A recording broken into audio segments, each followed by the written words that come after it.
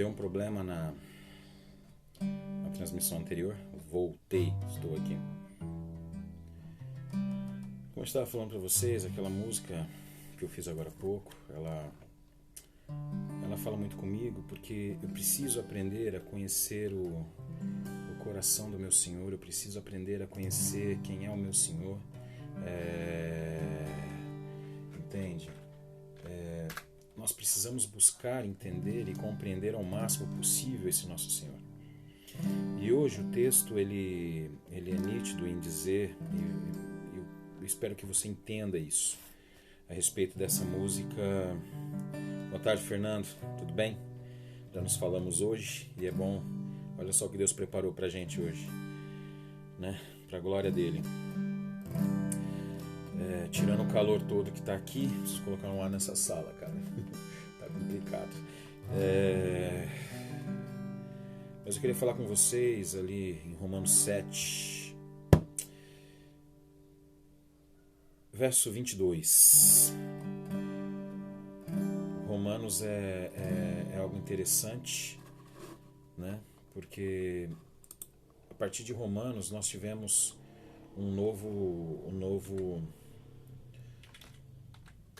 novidade de vida para nós que somos cristãos. Amém? Quando nós olhamos para Romanos, principalmente o capítulo de número 8, nós temos uma esperança tremenda que vem do nosso Senhor Jesus. E essa esperança é a esperança que gera paz, é a esperança que gera alegria, é a esperança que nos leva a saber e conhecer quem é o nosso Senhor. E nós precisamos definitivamente concluir isso em nossa vida. Nós precisamos ter certeza do que nós queremos, né? Boa tarde, Cláudia.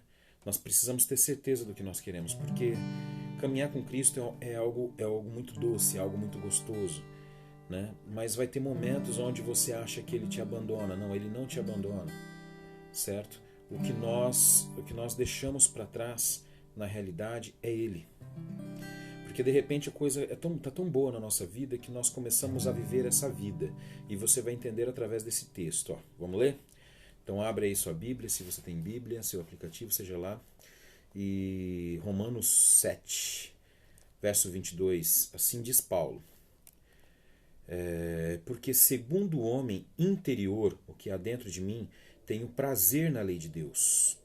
Porque segundo o homem interior, o eu, tenho prazer na lei de Deus. Amém? O que ele está querendo dizer para mim e para você é o seguinte: eu sei quem que é esse Deus. Lá dentro, toda criatura, todo ser criado por Deus, ele sabe de onde ele vem. Ele tem a certeza de onde ele vem. Ele sabe quem o criou.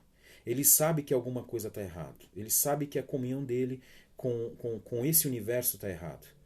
E por que a gente fala com esse universo? Porque as pessoas elas precisam compreender que o universo criado por Deus é o todo. Então quando você se encontra em Deus, você se encontra no universo, em todo esse lugar, em tudo isso. Você vai olhar ao seu redor e falar: eu sou mais um no meio da multidão, mas eu não sou só um no meio da multidão. Entende? Quando você está sozinho e você se sente só, é preciso ter certeza, e você vai ter essa certeza porque o Espírito Santo vai te dar essa certeza. Eu não estou só no meio da multidão. Eu não sou mais um no meio da multidão, eu sou apenas mais um ao meio da multidão. Entende? Cara, nós precisamos tirar de dentro de nós esse medo, essa vergonha, essa tristeza, que é achar porque eu cometi algo errado, Deus vai me deixar de lado. Não, Ele nunca vai te deixar de lado. Primeiro, por quê? Deus sabe quem nós somos. Isso a gente vai falar no próximo verso. Vamos seguir. Ó. No verso 22 disse assim: porque segundo o homem interior, o meu eu interior, tenho prazer na lei de Deus. Eu sei porque eu tenho prazer, porque eu conheço o meu Deus. Mas vejo os meus membros, outra lei que batalha contra a lei do meu entendimento, a lei que eu entendo, que é a lei de Deus, e me prende debaixo da lei do pecado que está nos meus membros, em nós, na carne. Entende? São os desejos da nossa carne. Esses desejos, então, a palavra de Deus ela é muito nítida quando ela fala: nós precisamos lutar e militar diariamente contra os desejos da carne, contra os desejos desse mundo. É difícil, não é fácil, porque os desejos desse mundo, ele tenta nos tomar de tal forma, com tal beleza e com tal maravilha, que nós ficamos, às vezes, perplexos, né? Presbítero Isaías, meu querido, tudo bem? Nós ficamos perplexos com a forma como o mundo nos enreda, nos toma conta. São tantas coisas neste lugar, para você ter noção. É usado aquilo que Deus criou para te seduzir. Todas as coisas foram criadas para Deus, mas ela foi deturpada pelo pecado. Você lembra quando Deus fala a terra que a terra faça? Nós viemos da terra, nós viemos do pó. Que a terra faça, mas depois do pecado começou a nascer espinhos e abrolhos da terra. Você consegue entender isso? Que o pecado, ele simplesmente modificou toda a criação.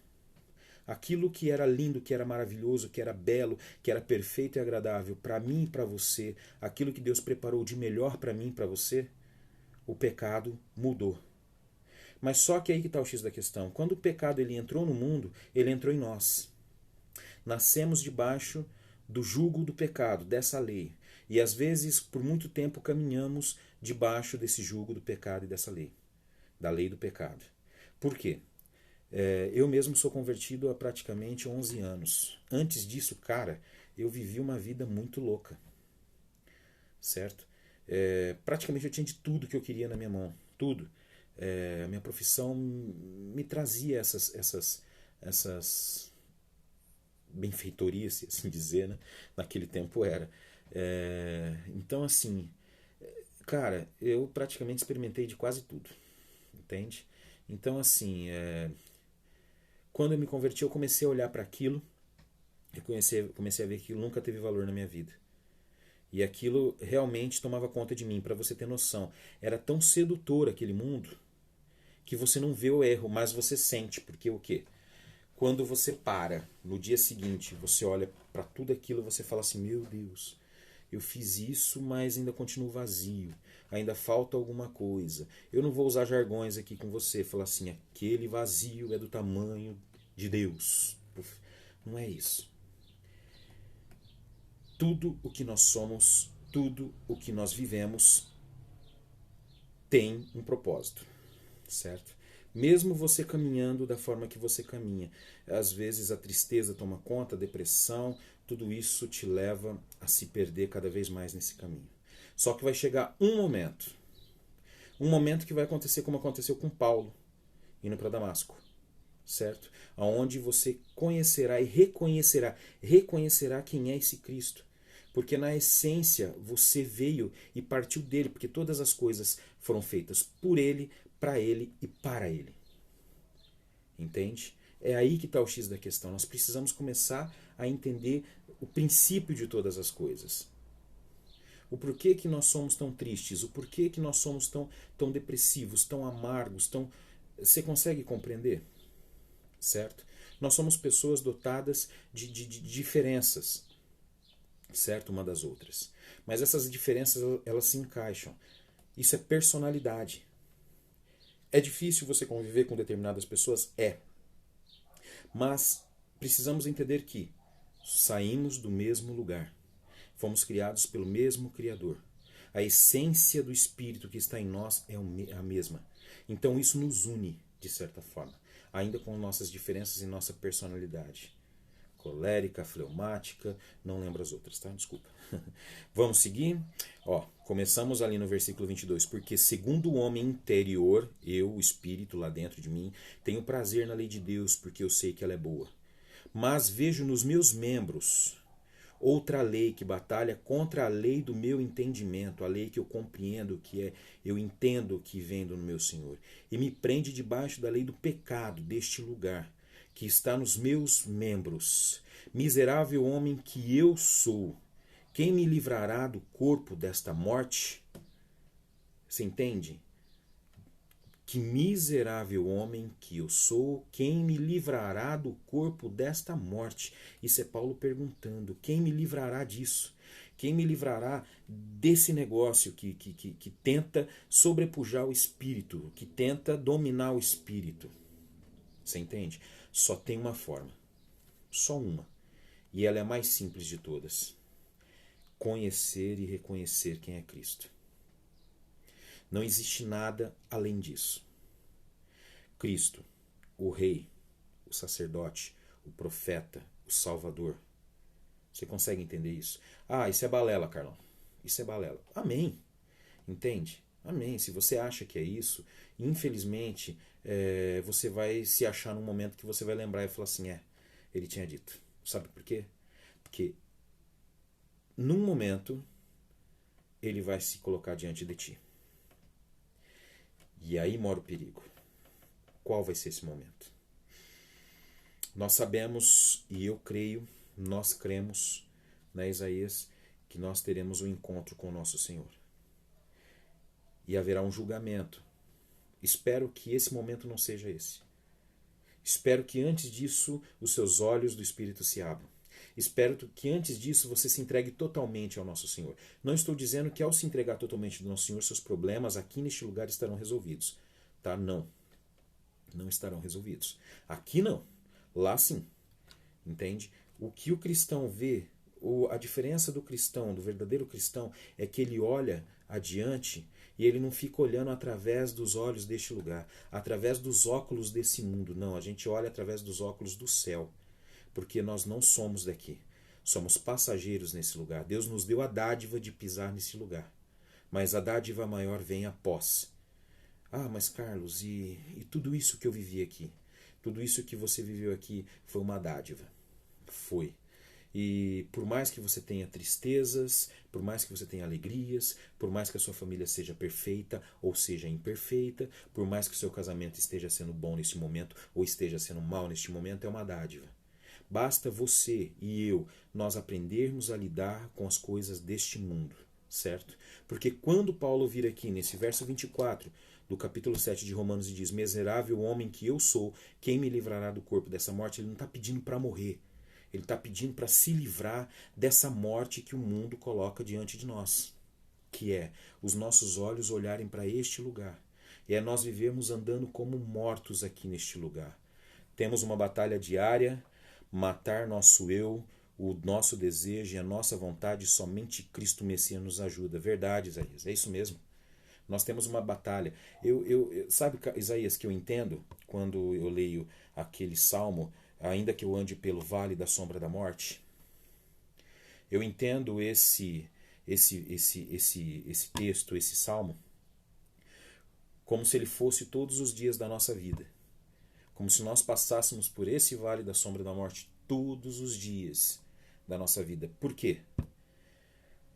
Vira para mim e fala que mesmo nos momentos bons da nossa vida, logo ali na frente, na próxima esquina, não tem um momento mau.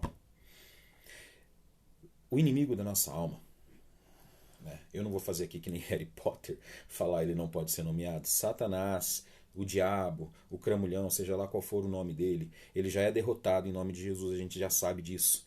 Ele mesmo sabe que ele já foi derrotado e ele não vai vencer essa guerra. Sim, ele vai levar alguns com ele, mas vencer jamais, certo? Ele quer, de todos os momentos da nossa vida, ele quer fazer o quê? Ele quer nos derrubar, ele quer nos levar para junto dele. Mas não porque você tenha uma importância para Satanás, não. Porque quanto mais pessoas, mais vidas, mais almas ele levar para o inferno, prova que ele conseguiu tirar alguma coisa de Deus. Não porque ele ama aquilo que ele vai levar para ele, não. É porque ele odeia. É porque ele odeia o ser Deus. Ele nunca, para você ter noção, Satanás ele nunca quis ser parecido, ele nunca quis ser Deus, ele quis ser maior que Deus, porque ele sabia que igual Deus ele jamais conseguiria ser. Mas ele queria estar no mais alto monte, sentado no mais alto trono. Enfim, nós precisamos entender que Deus nunca virou para mim e para você e disse: olha, eu te darei isso, eu te darei aquilo. Não. Ele diz: todas as coisas já estão prontas. Todas as coisas estão feitas. Tanto que se você olhar para o primeiro livro, Gênesis, quando ele cria todas as coisas, o dia do descanso que ele pede para Adão: Adão, hoje é meu dia de descanso. Não é assim que está escrito lá, mas eu vou parafrasear. Hoje é meu dia de descanso. Agora é a tua vez. Olha para tudo isso que eu fiz. Contemple tudo isso que eu fiz, essas maravilhas. Tudo isso que eu fiz é para vocês. Através de Jesus Cristo. Ele não disse isso, mas nós sabemos que foi através de Jesus Cristo, para Jesus Cristo e com Jesus Cristo. Certo? Jesus Cristo é o ponto principal. Tanto que quando o homem cai em pecado, Deus já tinha um plano perfeito para nós, que seria Jesus Cristo. Ele fez tudo na plenitude do tempo. Demorou muito tempo até chegar em Jesus Cristo. Enquanto isso, ele selecionou e esperou e ele buscou, elegeu um povo que seria o povo judeu, para começar todas as coisas. Certo? Aí ele chegou num ponto onde tudo estava a favor da chegada de Jesus Cristo, quando já haviam estradas, onde se falava uma língua predominante, onde o grego tinha sido, as pessoas tinham sido helenizadas pelo grego. Tudo isso, você consegue entender? Ele trouxe tudo na plenitude dos tempos. E hoje nós vivemos outra plenitude dos tempos, onde a palavra de Deus ela voltou a ser pregada da forma que ela foi escrita, em alguns lugares. Certo? O que nós precisamos entender é que quando Paulo diz aqui, quem me livrará do corpo dessa morte? Aí ele diz embaixo, 25, dou graças a Deus por Jesus Cristo. Viu? Dou graças a Deus por ter enviado Jesus Cristo, porque Ele me livrou do corpo dessa morte. Eu ouso em falar para você, que entendeu, ouviu e compreendeu essa palavra.